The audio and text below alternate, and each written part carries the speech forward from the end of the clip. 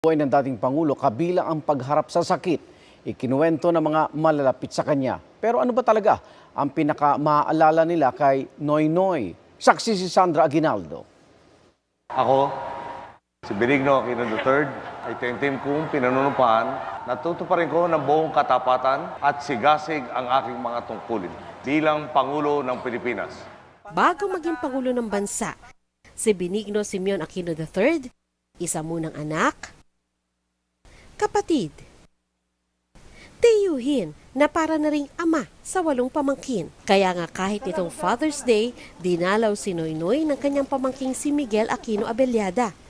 Kwento ng anak ni Pinky, masaya raw noon ang kanyang tito Noy pero patid di lang may iniinda. Huli na pala nila itong pagkikita. After 2 hours, medyo napagod na siya kasi he was sitting up. Humingi siya ng paumanhin sa amin and then dahil sabi niya medyo hirap na siya. So he went back and we had left.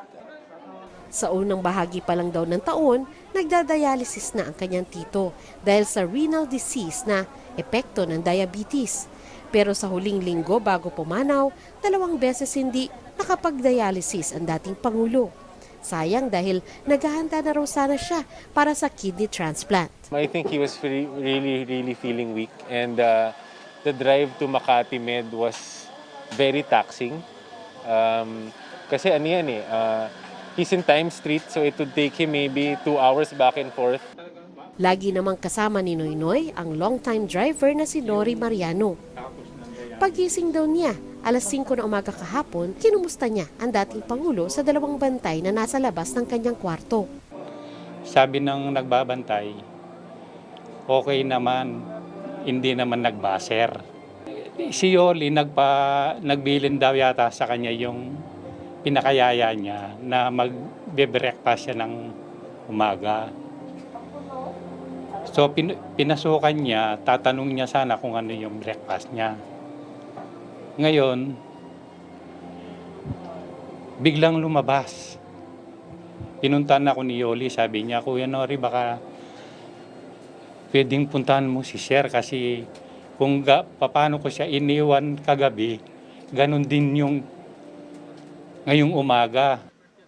Pero hindi na raw siya humihinga, kaya agad silang tumawag sa doktor nito na nagpadala ng ambulansya. Sa Capital Medical Center na kumpirmang pumanaw na nga ang dating Pangulo. Sa 40 taon ni Mang Nori sa pamilya Aquino, nasaksihan niya ang kanilang pinagdaanan. Kabilang ang tama ng bala kay Noy Noy nang magkakudeta. Ayaw pa sana itong ipaalam ni Noy Noy sa inang si dating Pangulong Cory Aquino. Nakita ko may binaba doon sa tangke. Ngayon, nung binaba, hindi ako sigurado kung sino yon. So, naano ko na lang nung ginanyan niya ako. Sabi niya, punasan mo naman ako. Yung pinampupunas ko, yung pinampupunas ng mesa. So, 2 beses kong tinry, yung pangatlo, sinangganan niya. Sabi niya, brother, baka naman pwedeng hindi na yan ang pampunas mo kasi malansa. Maalalahaning tao naman ang pagkakakilala kay Noy Noy ng speechwriter niyang si JC Casimiro. Sa kabila raw yan ng imahe niya na formal at tila hindi nagpapakita ng emosyon. Maraming life decisions ko, talagang saka siya una nakaalam. In fact, may mga decisions sa buhay ko, siya lang ata nakakaalam bago ko ginawa. Happy birthday to you! Katunayan, mapagbiro, masayahin at palatawa raw ang dating Pangulo ayon sa mga kasama nito sa Saturday Group o grupo ng gun enthusiasts. Bakas yan sa huling pagsasama-sama nila nitong birthday ng Pangulo. May cake na nilabas, ganun, sinurprise siya, ganun. Tapos sabi nga, 61 years old. Hindi 16 lang. How was he then? Masaya siya. Masaya siya. Malakas pa siya. Medyo malakas pa rin. May mga complaints siya. Pero lalo raw nakikita ang tunay na Noy Noy sa firing range.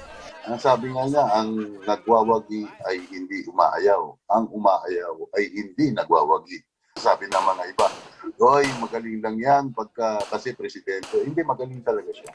Kasama rin sa grupo ang matalik na kaibigan ni Pinoy na si dating BIR Commissioner Kim Enares. Ang pinakamaalala ko sa kanya is mahal na mahal niya ang Pilipinas. No?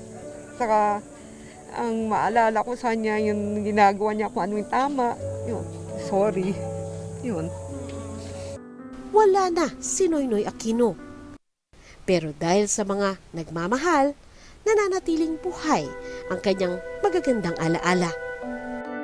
I have fought the good fight, I have finished the race, I have kept the faith. Ako si Sandra Aguinaldo, ang inyong saksi.